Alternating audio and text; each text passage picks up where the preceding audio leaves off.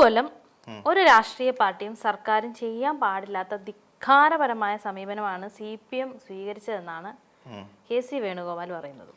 അതായത് KC വേണുഗോപാൽ പറയുന്നതെന്ന് പറഞ്ഞാൽ അതിനുള്ള മറുപടി ജനങ്ങൾ കൊടുത്തു എന്നും പറയുന്നുണ്ട്. ചൂണ്ടിക്കാണിക്കുന്ന കാര്യം എന്താണെന്ന് പറഞ്ഞു കഴിഞ്ഞാൽ വർഗീയത ഇളക്കിവിടാൻ ശ്രമിച്ചു എന്നാണ് പറയുന്നത്. പാർട്ടി അതാണ് അവരുടെ തോൽവിക്ക് കാരണമെന്നും KC പറയുന്നു.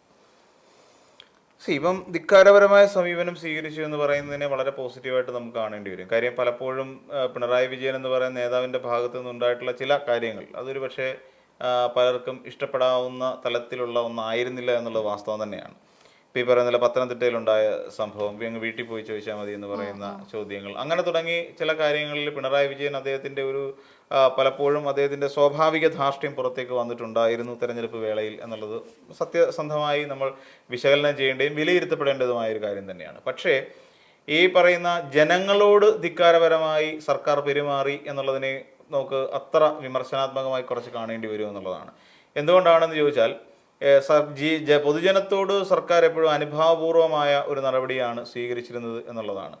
ഒരുപക്ഷെ കേരളത്തിന് അവകാശപ്പെടാൻ കഴിയുന്ന അല്ലെങ്കിൽ നീതി ആയോഗിൻ്റെ പല ഏത് സൂചിക എടുത്ത് വെച്ച് പരിശോധിച്ച് നോക്കിയാലും സമസ്ത മേഖലയിലും കേരളത്തിന് ഒന്നാം സ്ഥാനത്താണ്. നീതി ആയോഗ് ഉണ്ടാക്കുന്ന സംസ്ഥാന സർക്കാർ ആയിരുന്നില്ല, അത് കേന്ദ്ര സർക്കാരിൻ്റെതാണ് നീതി ആയോഗ്. അതുമായി ബന്ധപ്പെട്ട് വ്യവസായ മേഖലയാണെങ്കിലും ആരോഗ്യ മേഖലയാണെങ്കിലും വിദ്യാഭ്യാസ മേഖലയാണെങ്കിലും എല്ലായിടത്തും ഈ പറയുന്ന ഇൻഫൻറ്റ് മോർട്ടാലിറ്റി റേറ്റ് അടക്കം നമ്മളെടുത്ത് പരിശോധിക്കുമ്പോൾ അതിനകത്തെല്ലാം കേരളം എന്ന് പറയുന്നത് പിന്നെ ഉഗാണ്ടയ്ക്ക് സമാനമൊന്നുമല്ല. കേരളം ഒരു പരിധി പിന്നെ മുന്നോട്ട് തന്നെ പോയിക്കൊണ്ടിരിക്കുന്ന ഒരു സംസ്ഥാനം തന്നെ ആയിരുന്നു എന്നുള്ള കാര്യം വ്യക്തമാണ്. ആ പൊതുജനത്തിനോട് എങ്ങനെ പിന്നെ ഒരു സർക്കാർ എന്നുള്ള നിലയിൽ നിന്നുകൊണ്ട് സർക്കാർ ഈ ടൗൺഷിപ്പ് പദ്ധതി ഉൾപ്പെടെ നമ്മൾ പരിശോധിക്കുകയാണെങ്കിൽ ധിക്കാരപരമായ സമീപനമാണ് എന്നൊരിക്കലും എന്ന് പറയുന്ന KC വേണുഗോപാലിൻ്റെ ആ വാദത്തോട് ഒരു സാമാന്യേന നമുക്ക് യോജിക്കാൻ കഴിയില്ല എന്നുള്ളതാണ്. ജനങ്ങൾക്ക് വേണ്ടതൊക്കെ ചെയ്തു കൊടുത്തിട്ടുണ്ട്. ജനങ്ങൾക്ക് വേണ്ടതല്ല. ഇപ്പം ഈ പലരും പറയേണ്ടത് 10 വർഷത്തിനിടെ ഈ ഏറ്റവും നല്ല റോഡുകളിലൂടെ യാത്ര ചെയ്ത് 10 വർഷത്തിനകത്താണ് എന്ന് പലരും ആവേശപൂർവ്വം പറയുകയും ചെയ്യുന്നുണ്ട് പല ആളുകളും. നമ്മൾ സത്യമാണ് ഒന്ന് ആലോചിക്കുക, നല്ല റോഡുകൾ ഉണ്ടായി ഇപ്പം നമുക്ക് ഒരിക്കൽ പോലും സാധിക്കില്ല എന്ന് പറഞ്ഞുകൊണ്ട് ഒരുപക്ഷെ ഇവിടുന്ന് കട പൂട്ടിപ്പോയ നാഷണൽ ഹൈവേ അതോറിറ്റി ഓഫ് ഇന്ത്യയുമായി ചേർന്നുകൊണ്ട് നമ്മുടെ ദേശീയപാത വികസനം സാധ്യമായതും വേഗത്തിൽ സ്ഥലമെടുപ്പിൻ്റെ കാര്യത്തിൽ 2016 മുമ്പുണ്ടായിരുന്ന മുഖ്യമന്ത്രിയായി ഉമ്മൻചാണ്ടി തന്നെ പറഞ്ഞാണ് സ്ഥലമെടുക്കുക എന്ന് പറയുന്ന ഒരു സാഹചര്യം കേരളത്തിൽ ഇല്ല, അങ്ങനെ പറ്റിയ ഒരു സാഹചര്യത്തിലൂടെ അല്ല നമ്മൾ മുന്നോട്ട് പോകുന്നതെന്ന് ഒരു ഘട്ടത്തിൽ ഈ പറയുന്ന ഉമ്മൻചാണ്ടി തന്നെ വ്യക്തമാക്കിയ കാര്യമാണ്. സോ അതിനെയൊക്കെ തരണം ചെയ്തുകൊണ്ട് കേരളത്തിൽ വികസന സാധ്യതകൾക്ക് വേണ്ടിയിട്ട് ഈ രീതിയിൽ ദേശീയപാത വികസനം കേരളത്തിൽ സാധ്യമാകുന്നു എന്നുള്ളതും നമ്മൾ എടുത്തു പറയേണ്ട ഒരു പ്രധാനപ്പെട്ട കാര്യമാണ്. ഇതൊക്കെ ഒരു പക്ഷേ ഉണ്ടായതിൻ്റെ പിന്നിലുള്ള ഒരു വികാരം അല്ലെങ്കിൽ അങ്ങനെ ഉണ്ടായത് ഇടതുപക്ഷ സർക്കാരിൻ്റെ ഒരു വിജയമായി തന്നെ നമ്മൾ കാണേണ്ടി വരും. ഏത് ഗെയിൽ വാതക പൈപ്പ് ലൈൻ എടുത്ത് പരിശോധിച്ച് കഴിഞ്ഞാലും നമ്മുടെ ജലമെട്രോ പദ്ധതി എടുത്ത് പരിശോധിച്ച് കഴിഞ്ഞാലും അതോടൊപ്പം നമ്മൾ ഇങ്ങോട്ട് നോക്കിക്കഴിഞ്ഞാൽ അങ്ങനെ അനവധി പദ്ധതികൾ നമുക്കെടുത്ത് 100ലധികം പദ്ധതികൾ നമുക്കെടുത്ത് പറയാൻ കഴിയുന്ന ഒരു സാഹചര്യം നമ്മുടെ കേരളത്തിലുണ്ട്. അപ്പോൾ ഇവിടെയൊക്കെ എവിടെയാണ് നമ്മൾ ധിക്കാരപരമായ അല്ലെങ്കിൽ ഇടതുപക്ഷം ധിക്കാരപരമായ സമീപനം സ്വീകരിച്ചത് എന്നുള്ളതിനെക്കുറിച്ചും വ്യക്തമായി പൊതുജനങ്ങളുടെ മുന്നിൽ അല്ലെങ്കിൽ അങ്ങനെ പറയാൻ ഒരു ഇത് എപ്പോഴും ഉണ്ടാവണം. അതായത് പിന്നെ KC വേണുഗോപാലിനെ പോലുള്ള ഒരു നേതാവ് അതിനുള്ള ഒരു ആർജവം കാണിക്കണം. അത് ഒരു പ്രധാനപ്പെട്ട കാര്യമാണ്. പിന്നെ തന്നെയുമല്ല പിന്നെ പിണറായി വിജയൻ എന്ന് പറയുന്ന ഒരു മുഖ്യമന്ത്രിക്ക് ഇപ്പം വേണമെങ്കിൽ ഇങ്ങനെയും പറയാം, വളരാൻ പറ്റിയൊരു സ്പേസ് കേരളത്തിൽ ഉണ്ടായിരുന്നു എന്നുള്ളതാണ്. അതായത് അദ്ദേഹത്തിൻ്റെ ആ ഒരു മാനേജ്മെൻറ്റ് കപ്പാസിറ്റി എവിടെയൊക്കെ കൃത്യമായി ഇംപ്ലിമെൻ്റ് ചെയ്യണം എന്നുള്ളതിന് സാഹചര്യങ്ങളുണ്ടായി. ഇപ്പം കോവിഡിൻ്റെ രൂപത്തിലാണെങ്കിലും പ്രളയത്തിൻ്റെ രൂപത്തിലാണെങ്കിലും ഈ പറയുന്ന എന്താ പറയുക നമ്മുടെ ഈ ഉരുൾപൊട്ടലിൻ്റെ രൂപത്തിലാണെങ്കിലും എല്ലാ തരത്തിലും ഈ പറയുന്ന ഒരു കൃത്യമായി ഇംപ്ലിമെൻറ്റേഷൻ ഒരു എന്താ പറയുക ഒരു മാനേജറുടെ ഒരു കപ്പാസിറ്റി ഉള്ള ഒരാളായി തന്നെ കാണേണ്ടതുണ്ടായിരുന്നു. അപ്പം ഇവിടെയെല്ലാം പിണറായി വിജയൻ ജനങ്ങളുടെ മുമ്പിൽ ചില മാതൃകകൾ കാണിച്ചു കൊടുക്കുന്നു. ലോകത്തിൽ ആദ്യമായിട്ടാണ് ടൗൺഷിപ്പ് ഉണ്ടാകുന്നത്. അപ്പോൾ അത്തരത്തിൽ ഇന്ത്യയിലുള്ള പലർക്ക് പോലും അതൊരു അത്ഭുതമായി മാറുന്ന ഒരു സാഹചര്യം വരെ ഉണ്ടായി. അപ്പോൾ ഇതിനെല്ലാം കൃത്യമായി നടപ്പിലാക്കി കൊടുക്കുകയും ഇവിടെ ഒരു ധിക്കാരപരമായ സമീപനം എവിടെ പുലർത്തി എന്നുള്ളതാണ്. പിന്നെ ഇതിനകത്തുണ്ടായ ഒരു നെഗറ്റീവ് ആസ്പെക്ട് എന്താണെന്ന് ചോദിച്ചു കഴിഞ്ഞാൽ ഒരു പാർട്ടി എന്ന് പറയുമ്പോൾ പാർട്ടി ജനങ്ങളിലെ വിശ്വാസത്തിലെടുക്കുക എന്നുള്ളതാണ്. അതായത് രാഷ്ട്രീയ പ്രവർത്തകർക്ക് ഒരു വിശ്വാസ്യത കൊടുക്കുക എന്നുള്ളതാണ്. ഇപ്പം നമുക്കറിയാവുന്ന പോലെ ഇവിടെ ഒരു പുതിയ തലമുറ വരുമ്പോൾ പുതിയ തലമുറയിലെ വോട്ടുകൾ കൂടുതൽ ചേർക്കപ്പെടുമ്പോൾ ഉണ്ടാകുന്ന വലിയ ഒരു പ്രതിസന്ധി എന്താണെന്ന് ചോദിച്ചു കഴിഞ്ഞാൽ രാഷ്ട്രീയവാദത്തിൻ്റെ ഒരു തലത്തിലേക്ക് നമ്മുടെ കേരളത്തിലെ യുവജനങ്ങൾ സഞ്ചരിച്ചു തുടങ്ങി എന്നുള്ളത് വലിയൊരു പ്രതിസന്ധിയായിട്ട് തന്നെ നമ്മുടെ മുന്നിൽ നിൽക്കുകയാണ്. അതിനൊരു പക്ഷേ ഈ പറയുന്ന 5 വർഷം കൊണ്ട് ഡിവൈഎഫ്ഐ പിന്നെ ഡിവൈഎഫ്ഐയുടെ പ്രവർത്തനങ്ങൾ എടുത്ത് പരിശോധിക്കുകയാണെങ്കിലും അവർ കൃത്യമായി ഈ പറയുന്ന പൊതിച്ചോറ് വിതരണമാണെങ്കിൽ തന്നെയും ഒരു സംഘടനാ രീതി എന്നുള്ള നിലയിൽ നടത്തിക്കൊണ്ട് പോയി എന്നുള്ളത് വാസ്തവമാണ്. പക്ഷേ അതിനപ്പുറത്തേക്ക് ആ ഡിവൈഎഫ്ഐ എന്ന് പറയുന്ന സംഘടന ബലപ്പെടാൻ ആവശ്യമായ അതൊരു ചാരിറ്റി പ്രവർത്തനത്തിന്റെ ഭാഗമായി മാത്രമേ നമുക്ക് കാണാൻ കഴിയുള്ളൂ. ഇപ്പോൾ ഈ പറയുന്ന പോലെ അവർക്ക് വീട് വെച്ച് കൊടുക്കുന്ന 20 കോടി രൂപ കൊടുക്കുന്നു. അതോടൊപ്പം തന്നെ അവിടെ ടൗൺഷിപ്പിലേക്ക് ആവശ്യമായ TV-കൾ എത്തിച്ചു കൊടുക്കുന്നു. ഇതൊക്കെ നമ്മൾ കാണേണ്ടത് ഒരു ചാരിറ്റി പ്രവർത്തനം എന്നതിനപ്പുറത്തേക്ക് ഈ സംഘടനാപരമായി ശക്തിപ്പെടാൻ പാകത്തിനുള്ള ഒരു ആക്ട് ചെയ്യാൻ പറ്റിയ രീതിയിൽ ഒരു ജനകീയ പ്രശ്നത്തെ എടുത്ത് ഫേസ് ചെയ്യാനോ അതിനു വേണ്ടിയിട്ടൊരു സമരമുഖത്തേക്ക് പോകാനോ ഡിവൈഎഫ്ഐ എന്ന് പറയുന്ന സംഘടനയ്ക്ക് കഴിഞ്ഞിട്ടില്ല എന്നുള്ളതാണ്. പിന്നെ തന്നെയുമല്ല കീഴ്ഘടകങ്ങളിലേക്ക് എത്തുമ്പോൾ ഇപ്പം സംസ്ഥാന കമ്മിറ്റിയിൽ നിന്നും ജില്ലാ കമ്മിറ്റിയിലേക്കും ജില്ലാ കമ്മിറ്റിയിൽ നിന്ന് താഴെ എത്തുമ്പോൾ ഏരിയ കമ്മിറ്റിയിൽ നിന്ന് മേഖലാ കമ്മിറ്റി അങ്ങ് യൂണിറ്റ് കമ്മിറ്റി വരെ എത്തുമ്പോഴാണ് ഈ ഡിവൈഎഫ്ഐ എന്ന് പറയുന്ന ഒരു സംവിധാനം എവിടെയൊക്കെയോ പരാജയപ്പെട്ടിരിക്കുന്നു എന്നുള്ള കാര്യം നമ്മൾ മനസ്സിലാക്കേണ്ടത്. യൂത്തില്ല, യുവാക്കളുടെ അഭാവം, അല്ലെങ്കിൽ ആ യുവാക്കൾ പലപ്പോഴും ഈ വരുന്ന തലമുറയിൽ വരുന്ന യുവാക്കൾ ജെൻസി എന്ന് പറയുന്ന ഒരു വിഭാഗം രാഷ്ട്രീയ പ്രവർത്തനത്തിൽ നിന്നും അത് യൂത്ത് കോൺഗ്രസ് നേരിടുന്നു. ഇപ്പം യൂത്ത് കോൺഗ്രസിൽ അബിൻ വർക്കി പോലും തലനിരച്ചു തുടങ്ങി. അപ്പം അവിടെയൊക്കെ നമ്മൾ നോക്കുമ്പോൾ ഇവിടെ യൂത്തന്മാരെന്ന് പറയുന്ന അല്ലെങ്കിൽ യുവാക്കളെന്ന് പറയുന്ന കുറച്ചധികം ആൾക്കാരെ പാർട്ടിക്കുള്ളിലേക്ക് കൊണ്ടുവരാൻ കഴിഞ്ഞില്ല എന്ന് പറയുന്നത് പാർട്ടിയുടെ ഒരു സംഘടനാ ദൗർബല്യമായി തന്നെ നമുക്ക് കാണേണ്ടി വരും. അത് ഒരുപക്ഷെ വടക്കൻ ജില്ലകളിൽ ഇപ്പോഴും അങ്ങനെ നിലനിൽക്കുന്ന സാഹചര്യമുണ്ട്. പിന്നെ എടുത്തുയർത്തപ്പെടേണ്ടിയിരുന്ന കുറേയധികം നേതാക്കന്മാർ ഇത്തവണത്തെ പലർക്കും ഈ പറയുന്ന പോലെ എനിക്ക് തുടക്കം മുതൽ എതിരഭിപ്രായം ഉണ്ടായിരുന്നത് ശ്യാമൾ ടീച്ചർ നല്ല കാൻഡിഡേറ്റ് തന്നെയാണ്. ഞാൻ പലപ്പോഴും ശ്യാമൾ ടീച്ചറെ കുറിച്ച് പറഞ്ഞിട്ടുണ്ട്. അപ്പം ആ ശ്യാമള ടീച്ചർക്ക് പകരം അവിടെ മറ്റൊരാൾ, അപ്പം ഒന്നാമത് MP ഗോവിന്ദൻ മാസ്റ്റർ ഇപ്പോൾ പിന്നെ പാർട്ടി സെക്രട്ടറി ആയിട്ടിരിക്കുന്ന സാഹചര്യത്തിൽ അവിടെ ഷംസീറിനെ മാറ്റി നിർത്തിക്കൊണ്ട് പകരം ഇത് പിന്നെ ശ്യാമൾ ടീച്ചറെ നിർത്തിയത് ഒരു തെറ്റായി പോയി എന്നുള്ള ഒരു തോന്നൽ പലപ്പോഴും നമുക്ക് തോന്നിയിട്ടുള്ള ഒരു കാര്യം തന്നെയാണ്. കാര്യം ഗോവിന്ദൻ മാഷ് സെക്രട്ടറി സ്ഥാനത്തിരിക്കുമ്പോൾ ഒരിക്കലും ശ്യാമൾ ടീച്ചർ അവിടെ വരാൻ പാടില്ലായിരുന്നു. അപ്പോൾ അതൊരു പ്രതിസന്ധിയായി മാറുന്നു. പിന്നെ തന്നെയല്ല ഈ പറയുന്ന പാർട്ടി എന്ന് പറയുന്ന ഒരു സംവിധാനം വ്യക്തി കേന്ദ്രീകൃതമായി പോയി എന്ന് പറയുന്ന ഒരു ആക്ഷേപവും ഇതിനകത്ത് നമ്മൾ മനസ്സിലാക്കേണ്ടി വരും. പാർട്ടി എന്ന് പറയുന്നത് വ്യക്തി കേന്ദ്രീകൃതമല്ല. പിണറായി വിജയൻ എന്ന് പറയുന്ന ഒരൊറ്റ വ്യക്തിയിലേക്ക് മാത്രം ഫോക്കസ്ഡ് ആവേണ്ട ഒന്നല്ല ഈ CPM എന്ന് പറയുന്ന ഒരു പാർട്ടി. പണ്ട് പിണറായി വിജയൻ പാർട്ടി ഒരുപക്ഷെ പിണറായി വിജയൻ എന്ന് പറയുന്ന ഒരു നേതാവ് പാർട്ടി സെക്രട്ടറി ആയിട്ടിരിക്കുന്ന സമയത്താണ് അന്ന് VS വിഭാഗീയത ഇങ്ങനെ ഭയങ്കര ശക്തമായി നിൽക്കുന്ന ഒരു സാഹചര്യം ഉണ്ടായത്. ആ സമയത്ത് കോട്ടയത്ത് പാർട്ടി സമ്മേളനം നടക്കുകയാണ്. പാർട്ടി സമ്മേളനം നടക്കുന്ന സമയത്ത് പിണറായി വിജയൻ്റെ ആ പ്രസംഗിക്കാൻ കയറിയപ്പോൾ ഒന്ന് നല്ല ശക്തമായ മഴയുണ്ട്.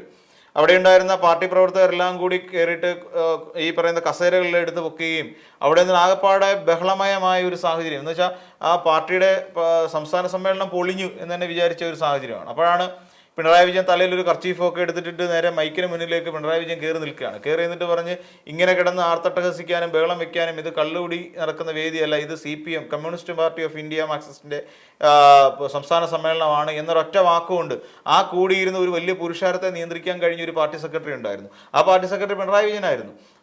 അതായിരുന്നു പാർട്ടി സെക്രട്ടറി എന്ന് പറയുന്ന ഒരു സെക്രട്ടറിഷിപ്പ് എന്ന് പറയുന്നത് മുഖ്യമന്ത്രിയേക്കാൾ വലിയൊരു ഉയർന്ന സ്ഥാനമാണ്, മന്ത്രിയേക്കാളും മുഖ്യമന്ത്രിയെക്കാളും ഉയർന്ന സ്ഥാനമാണ്. പക്ഷെ അങ്ങനെയല്ല. പിന്നീട് വന്നപ്പോൾ സംഭവിച്ചത്, അല്ലെങ്കിൽ ഈ കാലത്ത് സംഭവിച്ചത്, പാർട്ടി സെക്രട്ടറിയേക്കാൾ വലിയ ഒരാൾ മുഖ്യമന്ത്രിയായി മാറുന്ന ഒരു സാഹചര്യം ഉണ്ടായി. അപ്പം വ്യക്തി കേന്ദ്രീകൃതമായ ഒരു രാഷ്ട്രീയ സ്ഥിതിയിലേക്ക് കേരളത്തിൻ്റെ കമ്മ്യൂണിസ്റ്റ് പാർട്ടി മാറി എന്നുള്ളതിൻ്റെ ഒരു അപ്പം നമ്മൾ ആലോചിച്ച് നോക്കുക, ഈ ഗ്രൗണ്ട് ലെവലിലുള്ള വർക്കുകൾ ഇടതുപക്ഷത്തിൽ നിന്ന് അകന്നു പോകുന്നു. അല്ലെങ്കിൽ DYFI പോലെയുള്ള ഒരു സംഘടനാ സംവിധാനം ഇനിയും മെച്ചപ്പെടേണ്ടതുണ്ട് കീഴ്ഘടകങ്ങളിൽ. ഇപ്പം സംസ്ഥാന കമ്മിറ്റി ഇപ്പം സനോജിനെ പോലെയുള്ള വസീഫിനെ പോലെയുള്ള നേതാക്കന്മാരുള്ള പാർട്ടിയാണ് നമുക്കറിയാവുന്ന പോലെ DYFI. പക്ഷേ അതിനപ്പുറത്തേക്ക് പോകുന്ന താഴേക്കിടയിലേക്ക് DYFI എന്ന് പറയുന്ന ഒരു സംവിധാനത്തെ മുന്നോട്ട് കൊണ്ടുപോകാൻ തക്ക രീതിയിലുള്ള യാതൊരു പ്രവർത്തനങ്ങളും ഇന്ന് താഴേക്കിടയിൽ നടക്കുന്നില്ല. അവരൊക്കെ ഇപ്പം ശരിക്കും വിചാരിച്ചിരുന്നത് ഇവിടെ ഇങ്ങനെയൊരു ഡീലോ വാട്ടവറിൽ നമുക്കതിനെ കൃത്യമായി ഞാൻ നേരത്തെ സൂചിപ്പിച്ചില്ല, അതിൻ്റെ കണക്കുകളിലേക്കൊന്നും നമുക്ക് പോകാൻ കഴിയില്ല എങ്കിൽ തന്നെയും ഇവിടെ DYFI എന്ന് പറയുന്ന ഒരു സംഘടനാ സംവിധാനം കുറച്ചുകൂടെ ബലപ്പെടേണ്ട സാഹചര്യമുണ്ട്. പലയിടങ്ങളിലും പണ്ട് DYFI എന്ന് പറയുന്ന യൂണിറ്റ് കമ്മിറ്റികൾ കൊണ്ട് ശക്തമായിരുന്നു. ആ യൂണിറ്റ് കമ്മിറ്റികൾ പലയിടങ്ങളിലും ഇന്ന് എന്താ പറയുക ദുർബലമാണ്, അല്ലെങ്കിൽ ഇല്ല എന്ന് തന്നെ പറയുന്ന ഒരു സാഹചര്യത്തിലേക്ക് പോയി. പതാക ദിനത്തിൻ്റെ അന്ന് മാത്രം DYFI യൂണിറ്റിൻ്റെ ആ പിന്നെ ഇത് കൊടിമരത്തിൻ്റെ ചോട്ടി വന്നുകൊണ്ട് കൊടി ഉയർത്തിയിട്ട് മുദ്രാവാക്യം വിളിച്ചു പോകുന്ന ഒരവസ്ഥയിലേക്ക് മാറിപ്പോയി. അതിനപ്പുറത്തേക്ക് ഡിവൈഎഫ്ഐ എന്ന് പറയുന്ന ഒരു സംഘടന എങ്ങനെ ശക്തിപ്പെടണം എന്നുള്ളതിനെ കുറിച്ച് ഇവിടെ ചിന്തിക്കേണ്ട ഒരു സാഹചര്യമുണ്ട്. അപ്പോൾ അതുകൊണ്ട് സംഘടനാ ദൗർബല്യം ഇത്തവണ വല്ലാണ്ട് ബാധിച്ചിട്ടുണ്ട്. കാര്യം 5-10 വർഷമായി ഒരു പ്രവർത്തനങ്ങളും ഇല്ലാതെ, ഒരു ശക്തമായ ഒരു സമരം പോലും നയിക്കാൻ ശേഷിയില്ലാതെ, അല്ലെങ്കിൽ ഒരു മുന്നേറ്റം, ഒരു ബഹുജന മുന്നേറ്റത്തിന് പോലും നേതൃത്വം കൊടുക്കാൻ കഴിയാതെ സംഘടനാപരമായി ദുർബലപ്പെട്ട ഒരു അവസ്ഥയിലേക്ക് ഡിവൈഎഫ്ഐ മാറി എന്നുള്ള വാസ്തവമാണ്. പിന്നീട് പിന്നെ ഒരു പക്ഷേ ആ കേന്ദ്രീകൃതമായ ഒരു അവസ്ഥയിലേക്ക് പോയി. പിന്നെ ഇവിടെ വർഗീയതയ്ക്ക് ഇളക്കം തട്ടി എന്ന് പറയുന്നത്, വർഗീയത പ്രചരിപ്പിച്ചു എന്ന് പറയുന്നത്, അക്ഷരാർത്ഥത്തിൽ വർഗീയത പ്രചരിപ്പിക്കാൻ കൂട്ടുനിന്നത് ആരാണ് എന്നുള്ളതാണ് നമ്മൾ മനസ്സിലാക്കേണ്ടത്. ഇവിടെ UDF അല്ലെങ്കിൽ കോൺഗ്രസ് ഈ വർഗീയതയെ എങ്ങനെ ആളിക്കത്തിക്കാം എന്നുള്ളതാണ് ശ്രമിച്ചുകൊണ്ടിരുന്നത്. അതായത് ജമാഅത്തെ ഇസ്ലാമി എന്ന് പറയുന്ന ഒരു പാർട്ടിയും അല്ലെങ്കിൽ ഒരു മതവുമായി ചേർന്ന് ജമാഅത്തെ ഇസ്ലാമി മതരാഷ്ട്രവാദികൾ തന്നെയാണ് എന്ന് കോൺഗ്രസ്സുകാർ തന്നെ, അതായത് ഉമ്മൻചാണ്ടി തന്നെ അഫിഡവിറ്റ് കൊടുത്തതാണ്. അപ്പോൾ ഹൈക്കോടതിയിൽ അഫിഡവിറ്റ് കൊടുത്ത ഒരു സർക്കാരിന്റെ പേര് ഉമ്മൻചാണ്ടി സർക്കാർ എന്നാണ്. അപ്പം അങ്ങനെ കൊടുത്തിട്ട് പോലും പിന്നീട് കാലം കഴിഞ്ഞപ്പോൾ ജമാഅത്തെ ഇസ്ലാമിയ ഒരു കൂട്ടുകെട്ടിലേക്ക് പോകുന്നു.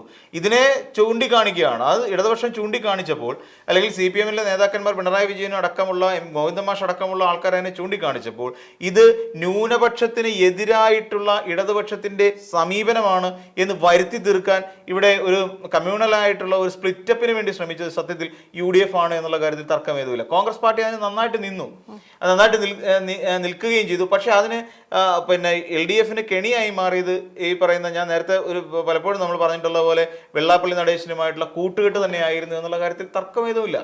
അപ്പോൾ അങ്ങനെ വരുമ്പോൾ ഈ പറയുന്ന പിന്നെ വെള്ളാപ്പള്ളി നടേശൻ പറയുന്ന ഒരു വഴിക്ക്, അപ്പോൾ ഇത് രണ്ടും കൂടെ ജനങ്ങൾ കൂട്ടിച്ചേർത്ത് വായിക്കും. അവിടെയാണ് പ്രശ്നം. അപ്പം ഇവിടെ ജമാഅത്ത് ഇസ്ലാമിക്കെതിരായിട്ട് പറയുന്ന CPM ഉയർത്തുന്ന വാദങ്ങളെല്ലാം തന്നെ മുസ്ലിങ്ങൾക്കെതിരാണ് എന്ന് പറയുന്ന ഒരു പുതിയ നരേറ്റീവ് സൃഷ്ടിച്ചെടുക്കാൻ കോൺഗ്രസിന് കഴിഞ്ഞു. അപ്പം ശരിക്കും ഇങ്ങനെ ഒരു സാധ്യത ഉണ്ട് എന്ന് പറഞ്ഞ് ജനങ്ങളുടെ മുന്നിലേക്ക് എത്തിച്ചു കൊടുത്ത ഒരാൾ കോൺഗ്രസ് പാർട്ടിയാണ്. അപ്പം ഇവിടെ CPM-ന് അപ്പുറത്ത് നിന്നുകൊണ്ട് യഥാർത്ഥ വർഗീയ പ്രചരണം നടത്തിക്കൊണ്ട് ന്യൂനപക്ഷ വോട്ടുകൾ കേന്ദ്രീകരിക്കപ്പെടാൻ വേണ്ട പ്രവർത്തനങ്ങൾ നടത്തിയത് ശരിക്കും കോൺഗ്രസ് പാർട്ടിയാണ്. എന്നിട്ട് ഇതിപ്പം തലയിൽ കൊണ്ടുവന്നിരുന്നു. എന്നിട്ട് സംഘപരിവാറിനെയും കൂടെ CPM-നെയും കൂടെ ചേർത്ത് നിർത്തിക്കൊണ്ട് ഡീല് നടത്തുന്നവരാണ് CPM-ഉം പിന്നെ സംഘപരിവാറും എന്ന് പറയുന്ന പുതിയൊരു ആശയത്തെ അവിടെ കൊണ്ട് എത്തിക്കുന്നു. അല്ലാതെ പിണറായി വിജയൻ ഒരിക്കൽ പോലും NSS-ന്റെ ആസ്ഥാനത്ത് കയറി ചെന്നിട്ട് സുകുമാരൻ നായരെ കണ്ടിട്ട് ഞങ്ങൾക്ക് വോട്ട് മേടിച്ചു തരണം എന്ന് ഒരിക്കലും NSS-ന്റെ ആസ്ഥാനത്ത് ചെന്നിട്ട് പിണറായി വിജയൻ പറഞ്ഞിട്ടില്ല. അപ്പം ഈ പറയുന്ന പിന്നെ കണിച്ചുകുളങ്ങരെ പോയിട്ട് ഒരിക്കലും സംസാരിച്ചിട്ടില്ല. അപ്പം എന്തിനാണ് ഈ കൂട്ടുകെട്ടുണ്ടാക്കിയത്? അപ്പൊ ഈ രീതിയിൽ ഇതിനെ വേറൊരു തരത്തിൽ വർഗീയത എന്ന് പറയുന്നതിനെ ശരിക്കും വോട്ടിങ്ങിന് വേണ്ടിയിട്ട്, അധികാരം പിടിച്ചെടുക്കുന്നതിന് വേണ്ടിയിട്ടുള്ള യഥാർത്ഥ കണ്ണിയാക്കി മാറ്റിയത് ശരിക്കും പിന്നെ കോൺഗ്രസ്സുകാർ തന്നെയാണ്, അല്ലാതെ CPM അല്ല. അപ്പോൾ വർഗീയതയാണ് ശരിക്കും. എന്തുകൊണ്ടാണ് അങ്ങനെ സംഭവിച്ചതെന്ന് ചോദിച്ചാൽ നമുക്ക് വളരെ നിഷ്പ്രയാസം പറയാൻ കഴിയും. 50 കോടി രൂപ കൊടുത്തിട്ട് ഇവിടെ കനകോലു എന്ന് പറയുന്ന ഒരാളെ ഇവിടെ കൊണ്ടു നിറയ്ക്കും. നമ്മൾ പലപ്പോഴും ചർച്ച ചെയ്ത കനകോലുവിനെ ഇവിടെ കൊണ്ടു നിറക്കുന്നു. ഈ കനകോലുവിന് 50 കോടി രൂപ കൊടുക്കുന്നു. കനകോലു ആരാണ്? വർഗീയ ആശയങ്ങൾ പ്രചരിപ്പിച്ചുകൊണ്ട് പലയിടങ്ങളിലും മഹാരാഷ്ട്ര അടക്കമുള്ള പിന്നെ ബീഹാർ അടക്കമുള്ള പല സംസ്ഥാനങ്ങളിലും BJP-ക്ക് വേരോട്ടം ഉണ്ടാക്കി കൊടുക്കുകയും BJP അധികാരത്തിൽ എത്തിക്കുകയും ചെയ്ത ഒരു ഇലക്ഷൻ സ്ട്രാറ്റജിസ്റ്റാണ് സുനിൽ കനകോലു. അപ്പോൾ ആ സുനിൽ കനകോലു ഇവിടെ വന്നു നിന്നുകൊണ്ട് പിന്നെ മതമല്ലാതെ വേറെ എന്തെങ്കിലും വികസനം ചർച്ച ചെയ്യുമെന്ന് നമുക്ക് വിശ്വസിക്കാൻ കഴിയില്ല. അപ്പോൾ പിന്നെ ആ ഒരു ആസ്പെക്റ്റിൽ വേണം നമ്മൾ കാണാൻ. അപ്പോൾ ഇവിടെ ഈ പറയുന്ന പോലെ വർഗീയത കേരളത്തിൽ കത്തിക്കേണ്ടതുണ്ടെന്നും ആ ന്യൂനപക്ഷ വർഗീയതയിൽ നിന്നുകൊണ്ട് വടക്കൻ മലബാറിൽ കണ്ണൂരിലടക്കമുള്ള കോട്ടകൾ പിടിച്ചെടുക്കുന്നതിന് വേണ്ടിയിട്ട് വർഗീയത ഇവിടെ സംസാരിക്കണമെന്നുള്ള ഒരു പരിപ്രേക്ഷ്യം ഉണ്ടാക്കിയെടുത്തത് സത്യത്തിൽ കനകോലുവിന്റെ തലച്ചോറിൽ നിന്ന് വന്നതാണ്. അപ്പോൾ കോൺഗ്രസ് തന്നെയാണ് ഇവിടെ വർഗീയത പ്രചരിപ്പിച്ചത്, അല്ല വർഗീയ ആശയങ്ങളിലൂടെ മുന്നോട്ട് പോയത് അവർ തന്നെയാണ്. അതിനകത്ത് യാതൊരു തർക്കവുമില്ല. അപ്പം എന്നിട്ട് KC വേണുഗോപാൽ ഇത് പറയുന്നിടത്ത് ചില ശരികേടുകളുണ്ട് എന്നുള്ളതാണ് വാസ്തവം. ചില സംഘടനാപരമായ ദൗർബല്യങ്ങളൊക്കെ പറഞ്ഞിരുന്നെങ്കിൽ അത് അംഗീകരിക്കപ്പെടാൻ കഴിയുന്ന ചില കാര്യങ്ങൾ തന്നെയാണ്. ഞാൻ നേരത്തെ DYF-യുടെ കാര്യം സൂചിപ്പിച്ച പോലെ, അല്ലെങ്കിൽ ഈ പറയുന്ന വ്യക്തി കേന്ദ്രീകൃത രാഷ്ട്രീയത്തെക്കുറിച്ച്, അതൊക്കെ ആയിരുന്നു ഒരു പക്ഷേ ധിക്കാരത്തെക്കുറിച്ച് ഒക്കെ, പിണറായി വിജയൻ എന്ന് പറഞ്ഞൊരു വ്യക്തി പുലർത്തിയ ധിക്കാരങ്ങളെക്കുറിച്ച് ഒക്കെ ചർച്ച ചെയ്യപ്പെട്ട് പോയിരുന്നെങ്കിൽ ഒരു പക്ഷേ അത് പറഞ്ഞതൊക്കെ ശരിയാകുമായിരുന്നു. പക്ഷേ ഇത് പലതും ശരികേടുകളുണ്ട്. ഈ പറയുന്ന വർഗീയതയുമായി ബന്ധപ്പെട്ടുകൊണ്ട് സമരസപ്പെട്ടുകൊണ്ട് പോകുന്ന ഒരു സമീപനം എല്ലാ കാലത്തും സ്വീകരിച്ചിട്ടുള്ളത് ഈ കോൺഗ്രസ് തന്നെയാണ് എന്നുള്ള കാര്യം വസ്തുനിഷ്ഠമായ കാര്യമാണ്. BJP-ക്ക് രാജ്യത്ത് തന്നെ വളക്കൂറുണ്ടാക്കി കൊടുത്ത മണ്ണൊരുക്കി ഇട്ട് കൊടുത്തതും ഈ പറയുന്ന കോൺഗ്രസ് ആണ് എന്നുള്ള കാര്യം തർക്കമൊന്നുമില്ല. ഈ പറയുന്ന പശ്ചിമ ബംഗാൾ ഇപ്പം തെരഞ്ഞെടുപ്പിൽ നിന്ന് കോൺഗ്രസ് പൂജ്യരായി മടങ്ങിയ ഒരു തെരഞ്ഞെടുപ്പാണ് വെസ്റ്റ് ബംഗാളിൽ നടന്നത്. അവിടെ BJP ശക്തമായ നിലയിലേക്ക് എത്തിയതിന്റെ പ്രധാനപ്പെട്ട കാരണം ആരാണ് എന്ന് ചോദിച്ചാൽ നിസ്സംശയം പറയാം. അവിടെ ഈ പറയുന്ന ഇന്ന് BJP ഭരിച്ചുകൊണ്ടിരിക്കുന്ന ഏത് സംസ്ഥാനം എടുത്ത് പരിശോധിച്ചിരുന്നാലും ആ സംസ്ഥാനങ്ങളിലെല്ലാം BJPക്ക് ശക്തമായ വ്യക്തമായ നിലയിലേക്ക് എത്താനുള്ള വഴി ഒരുക്കി കൊടുത്തത് ഈ പറയുന്ന കോൺഗ്രസ്സുകാരാണെന്ന് നമുക്ക് നിസ്സംശയം പറയാം.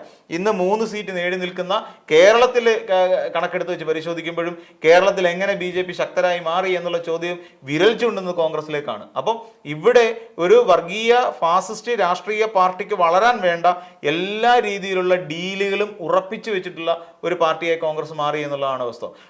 അതുകൊണ്ടാണ് ഞാൻ പറഞ്ഞത് പിന്നെ ഈ പറയുന്ന KC വേണുഗോപാൽ പറയുന്നതിൽ പലതിലും പല ശരികേടുകളും ഉണ്ട് എന്നുള്ളത് ഞാൻ വ്യക്തമാക്കിയതിന് കാരണം അതാണ്.